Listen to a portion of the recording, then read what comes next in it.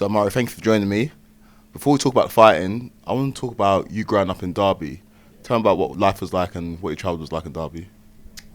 My childhood was amazing, Single parent, she raised me and my three other siblings, so it was amazing. Yes, we weren't rich and we didn't have crazy money, but she made sure we had everything we had, whatever console we wanted, clothes, food, bed, holidays. So my childhood was amazing, man. I can't fault my childhood at all. My mum did the best that she could for me and my siblings, and that's what it's about at the end of the day. You've talked quite extensively about fighting when you're young, 11, 12 years old, getting into fights, wanting to show that you're a gangster. Is that the reason why you're a fighter today, because of your upbringing? I think I'm a fighter today purely on the fact of I always wanted to make a name for myself, whether that be on the streets, doing crazy activities, or in the ring and the cage. So yeah, I think that's kind of, it was destiny for me at the end of the day. So I was destined to be this, and I've always wanted to just have a great name, be a legend, and just create a legacy at the end of the day, and that's what it's about for me. You fought all over the world, fought in America, fought in Paris, fought in Czech Republic. Now you're fighting in Birmingham. How good is it to be fighting so close to home, to have people in the crowd that really know you and love you? To be honest with you, when I first got the fight in UK, I wasn't really interested. My team knows that, so I thought, I've been on Czech Republic, I fought in front of 15,000 people and so on. So, but being here, the energy is just crazy. I've got my whole team here, my friends, my family's going to be here now. So it's a good feeling, man. Though the energy is different for this fight. I feel so much relaxed, so much more energized, and us ready to go. I just need to put on a show and just change my family's life and my life at the end of the day. So it means a lot being at home, especially since it's down the road, but I will top. So yeah, man, I'm happy. Does that add extra pressure? None, I got asked asked this question yesterday in a press conference, and I thought it would. When I was growing up as a kid, I think it had a lot of pressure on me, having my mum there. It used to affect me, but now as a grown man, it doesn't really bother me. So you just gotta enjoy the process. In the last fight, I didn't really enjoy the process. I just put too much pressure on myself for no reason. Whereas this one, I just enjoyed the whole thing, so no pressure. You mentioned the last fight. Unfortunately, it was a loss for yourself. Why was it such a difficult night for yourself? Again, I think I put too much pressure on myself. The situation, going on a new show, fighting in front of 15,000 fans. You say it doesn't bother you, but in the back of your mind, it doesn't. And once it's in the back of your mind, that's all it needs to be. It only needs to be a little speck, and that's it. And I think that's what it was. I put too much pressure on myself. I didn't enjoy the process. I didn't enjoy the journey. And I just didn't perform. That's the main thing. We went in there against the number 7, number 8 guy. He fought his heart out. I didn't. And that is annoying because we've seen that we could beat him, but we didn't. We can't cry about it. We move, we go forward, and that's it.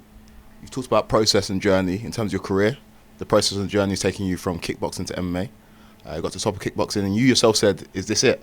And that's the reason why you transformed or transferred into MMA. What is the difference between kickboxing and MMA in terms of the skill set? You gotta do a lot more. To be honest with you, the striking itself has to change slightly, but not too much. But the wrestling, the grappling, you become a different person. Like my physique itself, it changed from when I was doing kickboxing to now I started doing wrestling. My physique itself changed, so it's a lot, but you have to enjoy the process again. And back in the day, my teammates used to say, now you'll do MMA one day, you'll do this, you'll do that. I said, never in my life will I do that.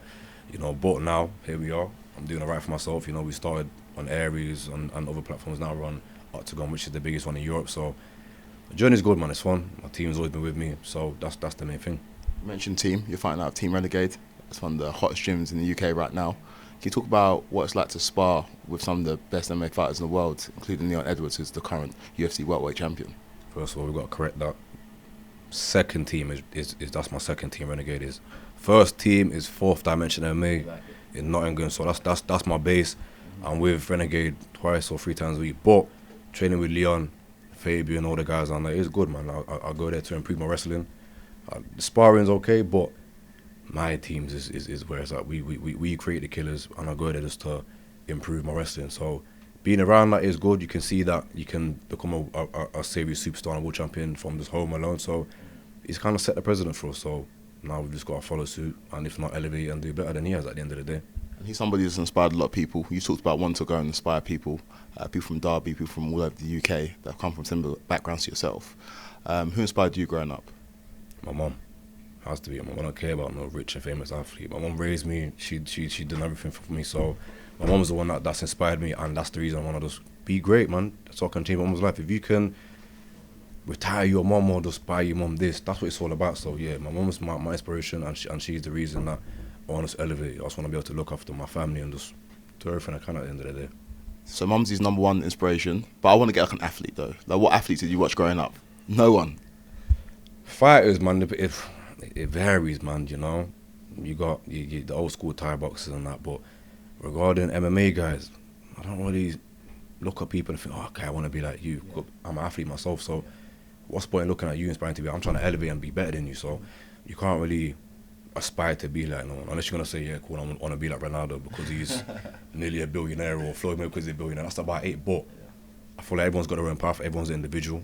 You should always just want to elevate and be better than whoever. You know, it goes in generations, it goes in eras, and this is my generation, my era. So we just want to be the best that we can be, and that's it.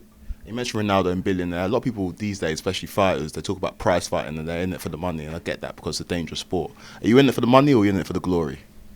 Well, of course we want to be in it for the money, but we're in it for legacy and greatness. But you can't just come into the sport chasing money, because it will never happen. You know, if you're coming to it thinking, yeah, cool, I'm going to just be rich and famous, I promise you it's not going to happen. I've been doing this for 18 years now, and it's only now it's slowly paying off. So it's about a legacy thing. You know, if you want to make the money, go do the YouTube, create a side of boxing, fair enough, do that. But in real combat, it's a waiting game, and you just got to just stay the course, understand what you're doing it for, and that's it, man. You know, just put the work in and see what happens. So you get the win at Octagon 56. What's the plans for the rest of 2024? I would like to put myself in top 10. You know, that's the goal. And so today is about getting the win, having a dominant performance, and hopefully by the end of the day we're back in. We can get in the top 10 and then just work from there. You know, of course we want to be a world champion, but we just got to take our time, go top 10, go top 5, and just go from there, man. Not rush the process.